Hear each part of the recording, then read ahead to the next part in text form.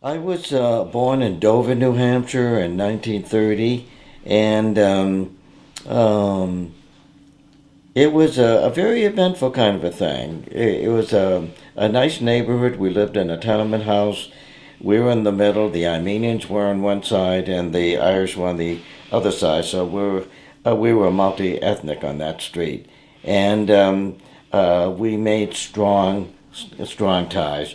We went to various schools because at that time in Dover, you went 4 years to an elementary school, and then you went 2 years to what we would call a middle school, and another 2 years, and then we went to high school. Graduated from Dover High School in 1949, and then I went to the University of New Hampshire in Durham, New Hampshire, majored in zoology, and graduated in 1953. Then I went into the Navy for 2 years on active duty, and that's where I met my wife.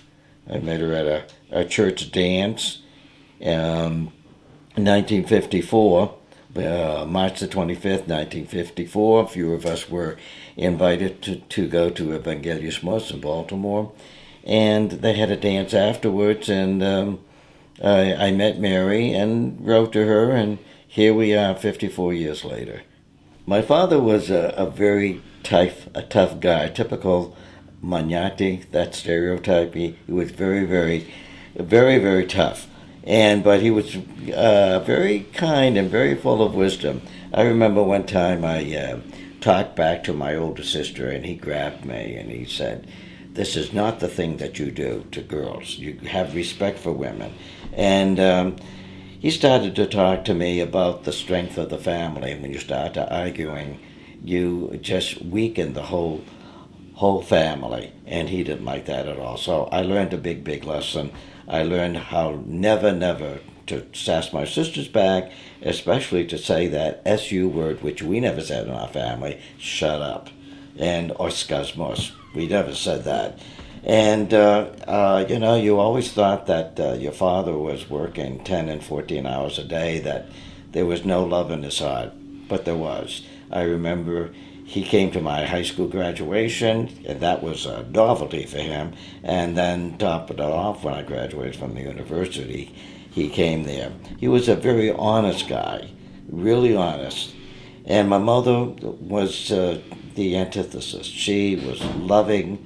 She gave love freely, and everybody thought that they were my mother's pet, but I was the only one they knew that I really was. Okay, this picture is the wedding picture of my mother and my father. Her name was Trianthe, and my father was born in 1895. Is Nicholas Gregory Koutrelakos. This is Mr. Vlahakos, my father and mother's compadre. Right here, this is on Mary's side. This is her father, John Moniotis, and the mother, Adroniki Demetis Moniotis. Okay. And here's a picture of my mother and her sister, Chariklia. And this is the original frame.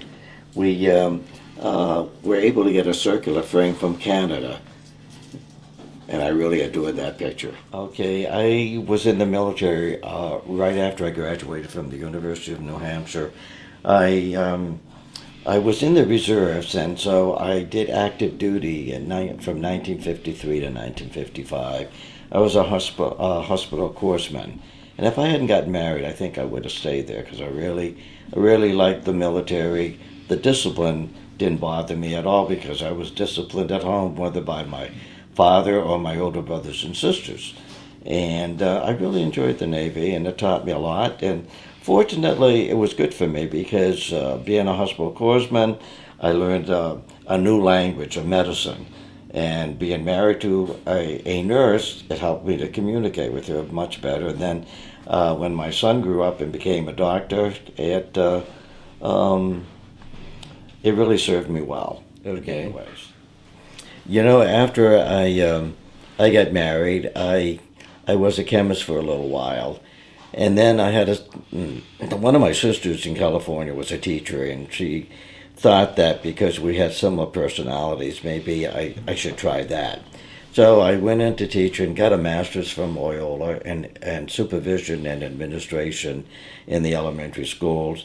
And I taught and gave what they call demonstrations also. I had a terrific group of supervisors who really spent a lot of time with me.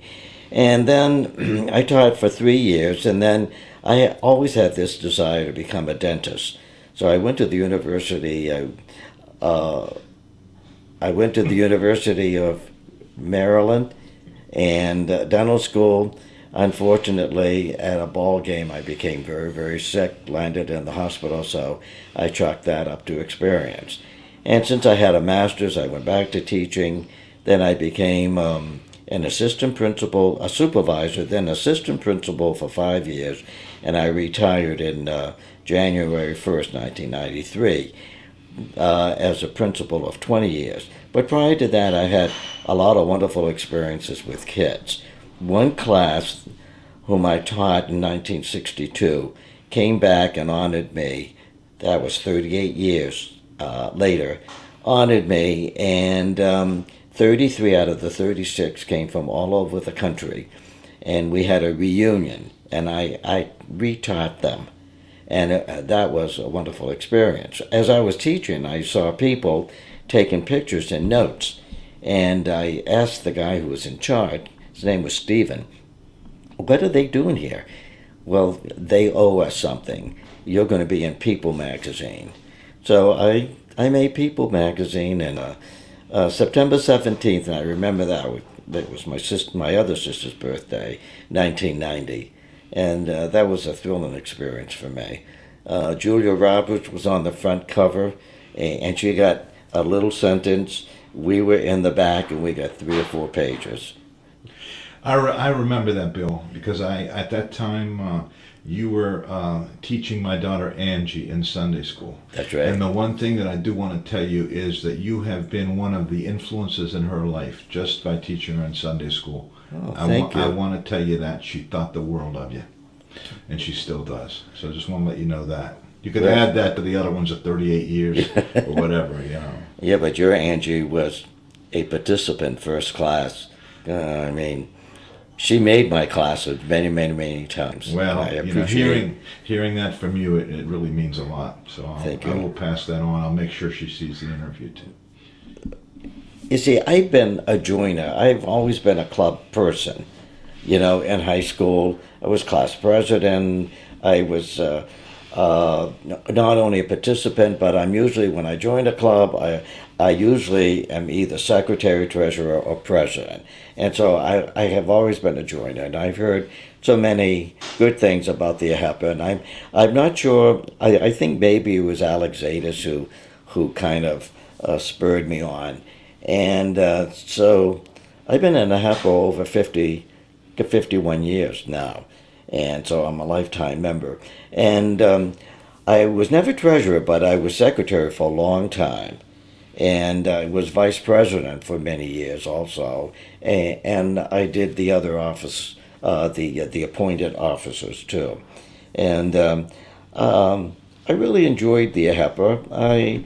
I think my attendance is fairly good. I like the camaraderie. I like what we do, what we stand for.